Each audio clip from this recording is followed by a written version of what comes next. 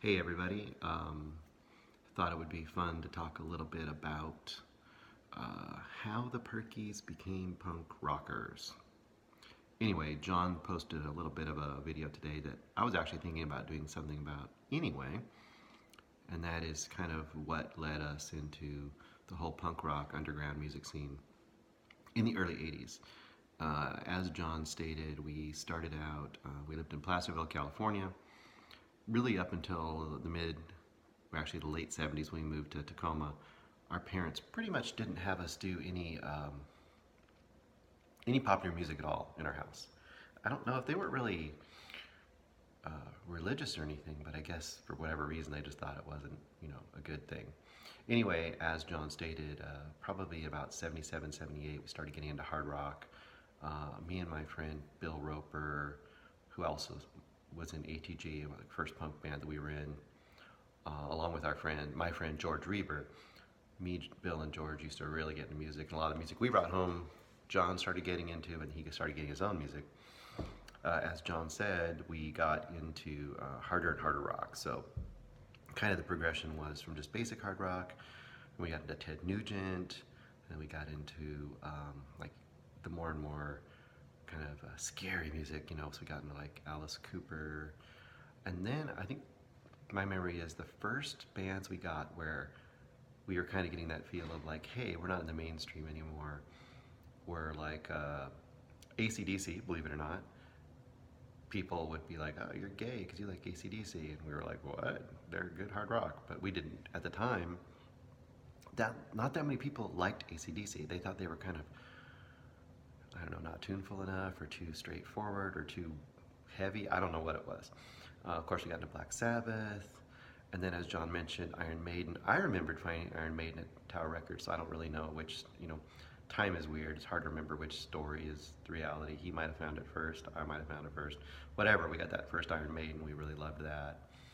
I can definitely tell you he had talked about Motorhead. So, yes, my friend and I, Bill, used to go to Budget Tapes and Records up on 6th Avenue almost all the time. Um, and that was because we either had to go there or pretty much Tower Records, which was a lot further away for us. And we usually either had to take the bus or walk or ride our bikes, so it was easier to get to Budget. But Budget didn't have much. Upstairs, they had so they had like a main floor, and then upstairs they had kind of like a loft, and upstairs had just a section that was import records. Even for that time, they were pretty expensive. I remember them being about $11.99 a record, which for us was a lot of money. And I remember seeing Overkill there, and we looked at it for a long time trying to decide if we should get it. And John remembered me getting Overkill and Bomber, but Bomber we got later. Bomber was something we found out about after the fact. We actually got, I got Overkill I think first, and then I got the original Motorhead. I got those two from that record store. The other thing that was a big kind of led to punk rock was the Stooges. So my friend Bill used to go there all the time. Sometimes he went there without me. One time he went there without me, and he was asking, what's some good new music I should get? And this is kind of the old days where you talk to the record store guy, and there was like maybe you and the record store guy, and that was all that was in the room. So the record store guy said, you need this. And he gave him Funhouse by the Stooges. He said, you got to listen to this. So we didn't really get it ourselves. That was probably something kind of beyond what we were looking for. And I remember at the time we weren't too sure how much we liked it. It was a little bit different for us being into pretty much mainstream heavy metal, Judas Priest, and even though we were in the new wave of British heavy metal stuff, it was still not really like punk rock.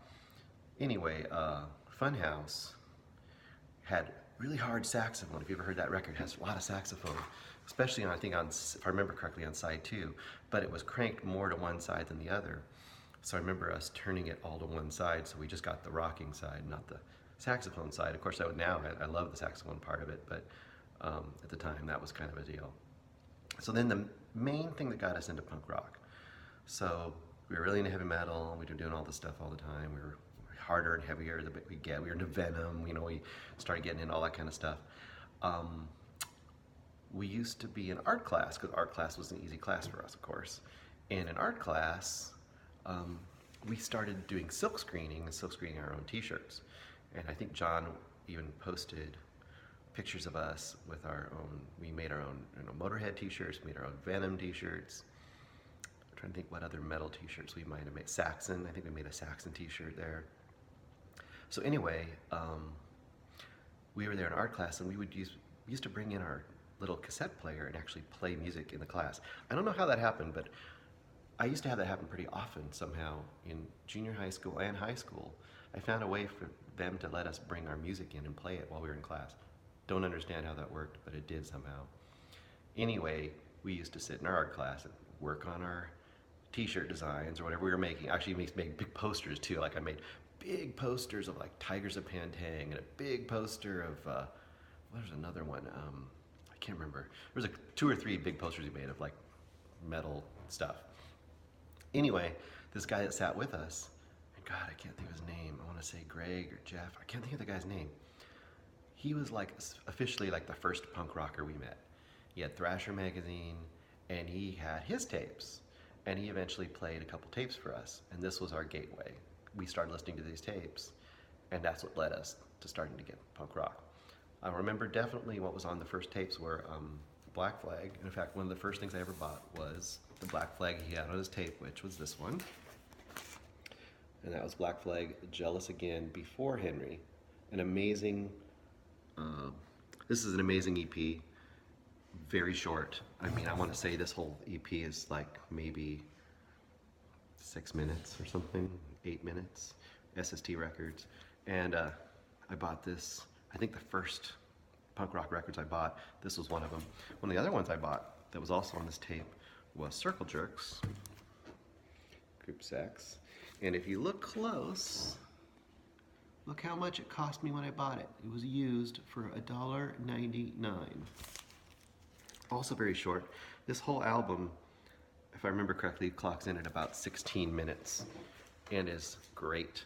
Other things that were on the tapes, I know we had Stiff Little Fingers, Gang of Four, so it's kind of a combo of like classic kind of British punk, post-punk, and then California stuff that was starting to rise up.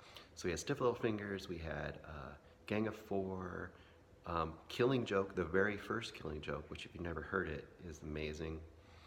I'll link some of these at the bottom. If you go to the bottom, I'll have some links for some of the songs. Black Flag, Circle Jerks, Dead Kennedys, and I'm sure there's a few, Sex Pistols, because that was notorious. Everyone had heard of the Sex Pistols, but I'd never heard them. So they were on there. And then John remembers us bringing home Let Them Eat Jelly Beans. I'm pretty sure Bill might have bought that one, but we brought it over to our house. I'm not sure. I seem to remember the very first punk records I actually went and bought was like a big step. We're not buying metal, we're buying punk this time. And I think we went to the Tower Records in Seattle, which was our mecca, because they had way more. We had to make trips up there after getting money from like mowing lawns and stuff. I went to Tower Records in Seattle, and I believe I bought what I just showed you, the Circle Jerks. I think I bought that Black Flag. I think I bought China White EP, and maybe Dead Kennedys, In God We Trust. I think that's what I bought that day. Anyway, hope that's interesting. I'll link some of that stuff at the bottom if you want to check out kind of a little beginning of punk Purkey playlist. It's a lot of P's. Have fun. Bye.